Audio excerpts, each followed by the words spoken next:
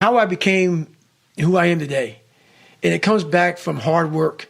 It comes back from having that very minimalistic mindset.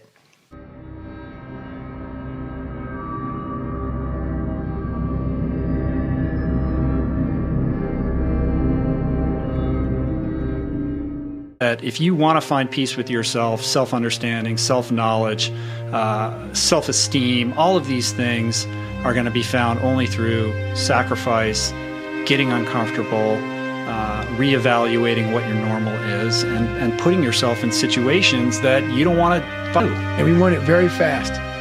If you don't see results in the first 2 days or the first week, I'm done. That's the mentality of most people. The struggle is too real. We're not patient.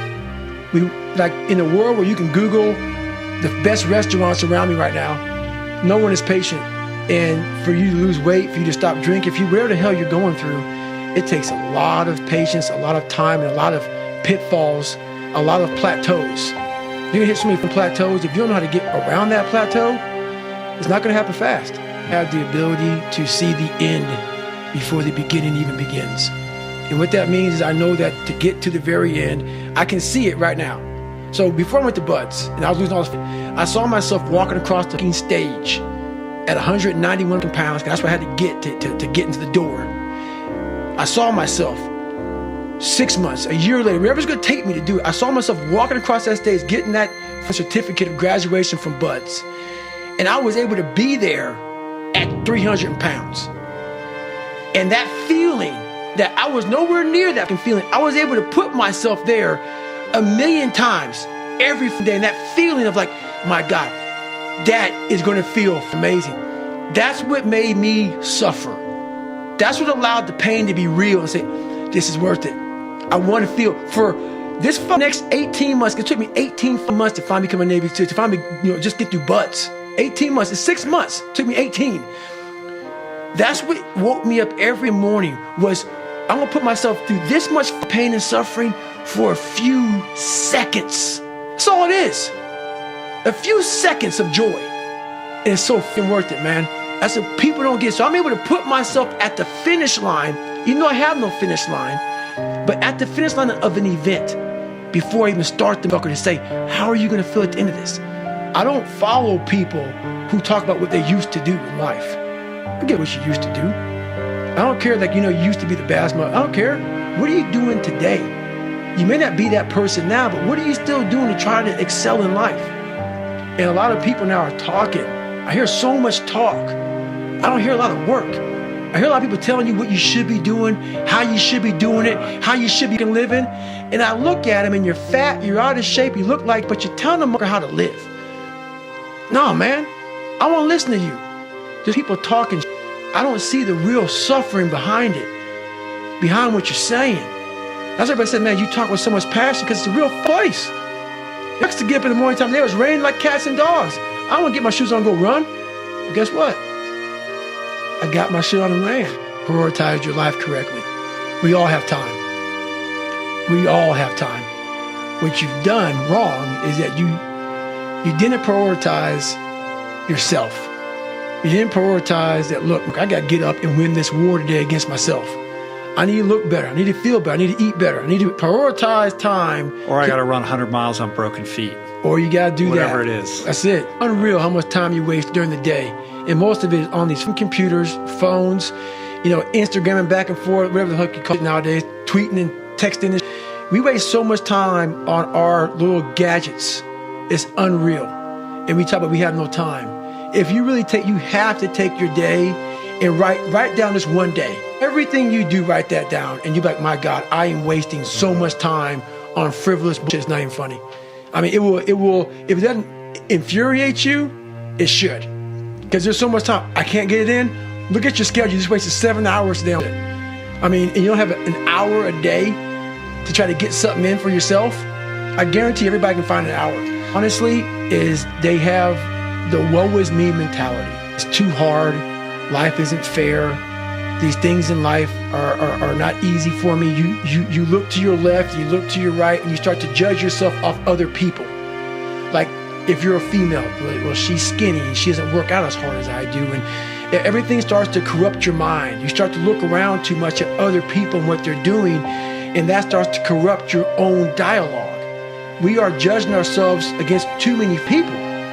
You have to judge yourself against yourself. And that's the one thing I started learning, man. This isn't a race against me and Rich Roll. This is a race against David Goggins and David Goggins alone. And once you can silence all the outside interference and things that are attracting your mind to everything, you can then start to grow in realizing I'm stressed out for no reason. This is my own little race. This is my own timeline, and this is how I'm going to run it. With these things in our pockets. No, but the one thing I'm most scared of in the world is losing touch with the best thing in the world is your mind. Your mindset, how you can picture yourself, how you can focus, how you can drive, how you can put yourself in so many situations to get out of it. Because those headphones we listen to, those phones that we Google to find information, there's so many situations in my life not going to help me. It's not going to help me. And you're able to just turn that off. So fast, because I know what's helped me.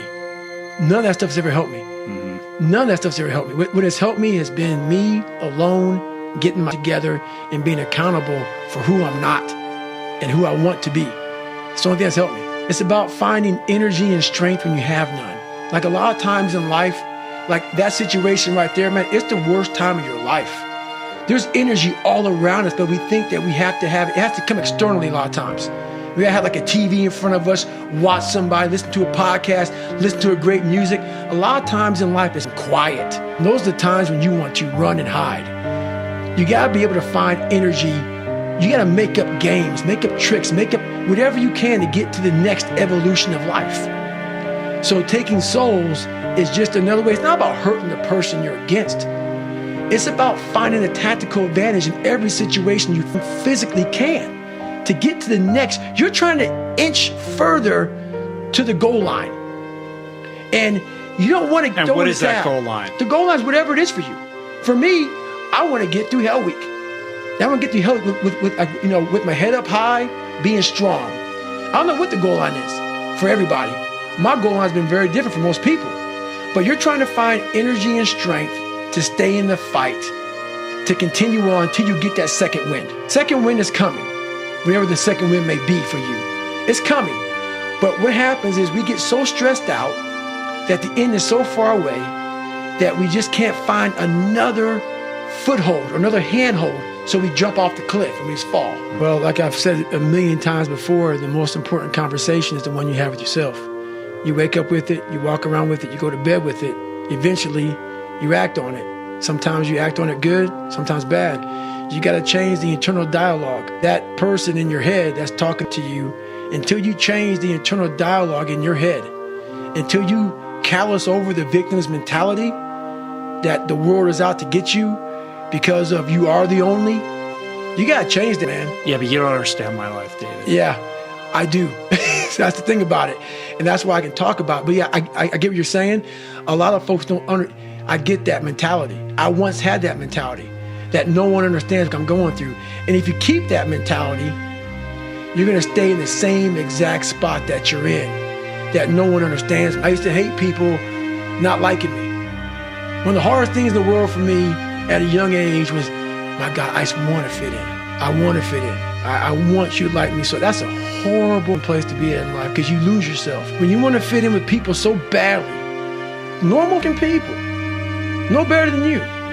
You do whatever you can to fit in. That's a bad place to be. You lose yourself in trying to create a character that other people will accept. That's where I found a lot of joy, man. This is God. This is me. I speak in the third person. I got some going on. I'm still working on myself. Take it or leave it. You don't like me? Take a number and get in line, man. Greater the suffer, the greater the peace I found. But you have to reflect on where you came from the dungeon of hell that I came from. I had to reflect on it to find final peace. And be able to say, well, if you die in this bed at 40 years old, I'm the happy in the world because I did it. I pissed people off along the way. Some people don't like me, Merry Christmas, whatever. But you can finally look in the mirror and you can cuss on Rich Roll, don't care what they say about you, and be happy with it. Why do you think a book that I self-published, is doing so well? With the story that's up. People like, I never forget when I went to a publishing house, like, who's going to resonate with this story? No one's going to buy this book. I'm like, are you not in the world? Are you not in society? You're never alone. Everybody's going through. So when people get this mentality of like, you don't understand me, you can rock to someone that can understand you if they're willing to break themselves down and stop hiding. A lot of people understand you, but you got to stop hiding. And that's why I tell people, a lot of people are going through, they just hide better than you did.